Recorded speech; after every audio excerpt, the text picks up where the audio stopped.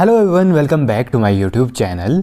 तो ये वीडियो रहने वाली है आपकी इंग्लिश सेक्शन का मॉक टेस्ट नंबर 1। जैसा कि आप सभी को पता है कि आपका कल HU B.Ed एंट्रेंस का एग्जाम है, तो आपको अब लास्ट मोमेंट पे क्या करना है, ज़्यादा से ज़्यादा मॉक टेस्ट सॉल्व करने हैं और साथ ही साथ आपका आज सारा रिवीजन आपका कंप्लीट होना चाहिए।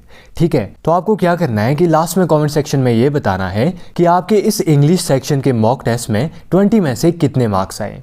ठीक है, तो चलिए बिना किसी देर से इस मॉक टेस्ट को शुरू करते हैं। इसमें क्वेश्चन नंबर 51 और 52, उसमें क्या करना है आपको, filling the blanks with the appropriate option. पहला है she has been working here dash 5 years। यहाँ पे क्या आएगा, यहाँ पे सिंस आएगा, फॉर आएगा, फ्रॉम आएगा या ड्यूरिंग आएगा। तो जो उसका राइट आंसर होगा वो होगा आपका ऑप्शन नंबर बी, यानी कि फॉर, यानी कि she has been working here for 5 years। उसके बाद आपका नेक्स्ट क्वेश्चन है the book along with all the notes dash missing are were is have been. यहाँ पे क्या आएगा, तो जो उसका राइट आंसर होगा वो होगा हमारा ऑप्शन नंबर सी, यानी कि इज। ओके, यानी कि ये आएगा the book along with all the notes is missing. उसके बाद आपका नेक्स्ट क्वेश्चन है choose the correctly spelled word. पहला है ये वाला, फिर है ये वाला, फिर है ये वाला और फिर है ये वाला। आपको ये बताना है कि इसमें राइट आंसर कौन सा होगा। तो जो उसका राइट आंसर होगा वो होगा हमारा ऑप्शन नंबर 1, यानी कि एम्बैरेस, उसकी ये स्पेलिंग होगी। ओके, उसके बाद आपका नेक्स्ट क्वेश्चन है a person who believes that pleasure is the most important goal in life. उसको क्या बोलते हैं कि जो पर्सन बिलीव करता है that pleasure is the most important goal in the life. पहला है स्टोइक, फिर है ऑप्टिमिस्ट, फिर है हेडोनिस्ट, फिर है साइनिक। तो जो उसका राइट आंसर होगा वो होगा आपका ऑप्शन नंबर सी। उसको क्या बोलते हैं, उसको बोलते हैं हेडोनिस्ट। ओके, उसके बाद आपका नेक्स्ट क्वेश्चन है कि सिनोनिम फाइंड करना है। किस चीज़ का, एफीमेरल का सिनोनिम फाइंड करना है। वो क्या होता है, परमानेंट होता है, टेम्पररी होता है, स्ट्रॉन्ग होता है या मीनिंगलेस होता है। तो जो उसका राइट आंसर होगा वो होगा आपका ऑप्शन नंबर बी, यानी कि टेम्पररी। ओके, उसके बाद आपका नेक्स्ट क्वेश्चन है, इसमें भी आपको सिनोनिम फाइंड करना है। मिटिगेट का सिनोनिम क्या होता है। पहला है इंटेंसिफाई, फिर है ईज, फिर है कॉम्प्लिकेट या फिर है चैलेंज। तो जो उसका राइट आंसर होगा वो होगा आपका ऑप्शन नंबर बी, यानी कि ईज। ओके, उसके बाद आपका नेक्स्ट क्वेश्चन है इसमें कि who is known as the bard of Avon. पहला ऑप्शन है जियोफ्री, फिर है जॉन, फिर है विलियम वर्ड्सवर्थ और फिर है विलियम शेक्सपियर। तो जिसका राइट आंसर होगा वो होगा आपका ऑप्शन नंबर डी, यानी कि विलियम शेक्सपियर। ओके, उसके बाद आपका नेक्स्ट क्वेश्चन है a living organism that carries a pathogen from one host to another is called. पहला है होस्ट, फिर है वेक्टर, फिर है पैरासाइट और फिर है एंटीजन। तो जिसका राइट आंसर होगा वो होगा आपका ऑप्शन नंबर बी, यानी कि वेक्टर बोलते हैं उसको। उसके बाद आपका नेक्स्ट क्वेश्चन है दे आर प्लेइंग क्रिकेट। इसमें क्या करना है, चेंज करनी है वॉइस। पहला है cricket is played by them, second है cricket has been played by them, third है cricket is being played by them और डी है cricket was being played by them. तो जो उसका राइट आंसर होगा वो होगा आपका ऑप्शन नंबर सी, यानी कि cricket is being played by them. उसके बाद आपका नेक्स्ट क्वेश्चन है choose the word that is most opposite in the meaning to impetuous. पहला है रैश, फिर है कॉशियस, उसके बाद है हेस्टी और उसके बाद है रेकलेस।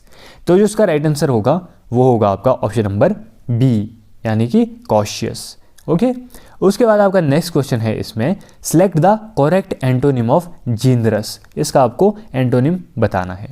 पहला है स्टिंगी, फिर है काइंड, फिर है हेल्पफुल और फिर है ऑनेस्ट। तो जिसका राइट आंसर होगा वो होगा आपका ऑप्शन नंबर ए, यानी कि स्टिंगी।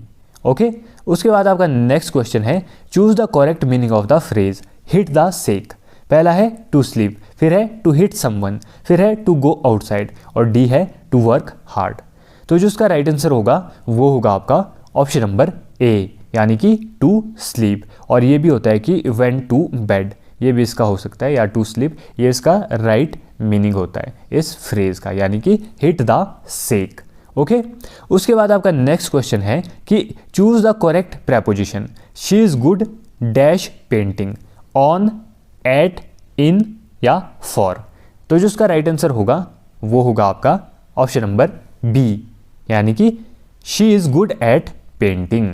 उसके बाद आपका नेक्स्ट क्वेश्चन है identify the part of speech quickly. क्या होगा, नाउन, एडजेक्टिव, एडवर्ब या वर्ब। तो जो उसका राइट आंसर होगा वो होगा आपका ऑप्शन नंबर सी, यानी कि एडवर्ब।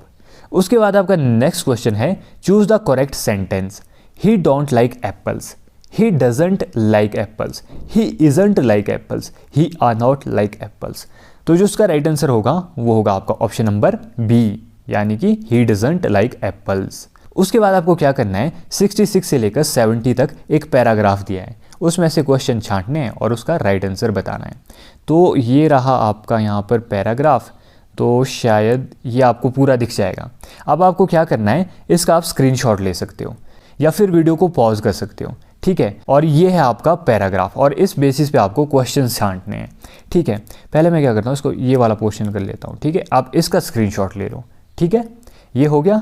उसके बाद आप इसका स्क्रीनशॉट भी ले सकते हो, इसका स्क्रीनशॉट भी आप ले लो, ठीक है। अब इस बेसिस पे मैंने आपको 5 क्वेश्चन दिए हैं। पहला क्वेश्चन आपका ये, what is the role of education in today's world according to the passage, only to impart facts and figures, या to cultivate critical thinking, creativity and ethical values, और सी है टू इंक्रीज इकोनॉमिक डिस्पैरिटी, और D है to focus only on technological skills. तो मैंने क्या करा है, इन सभी के जो आंसर है वो लास्ट में दिए हैं।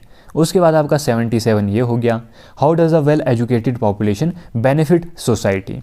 पहला है bye promoting tolerance and respect among diverse group, फिर है by creating divisions and conflicts, फिर है बाय लिमिटिंग इनोवेशन, और फिर है बाय इंक्रीजिंग सोशल आइसोलेशन। तो आप क्या करो, इन सभी को पॉज करो और उसको पढ़ो, या फिर आप इसका स्क्रीनशॉट भी ले सकते हो। ये हो गया आपका क्वेश्चन नंबर 67। उसके बाद 68 होगा आपका, what responsibility do governments have concerning education. पहला है to provide education only to the rich, उसके बाद है to ensure access to quality education for all children, उसके बाद है to promote private education exclusively, और उसके बाद है to limit education to urban areas. उसके बाद आपका 69 है, how does inclusive education impact society.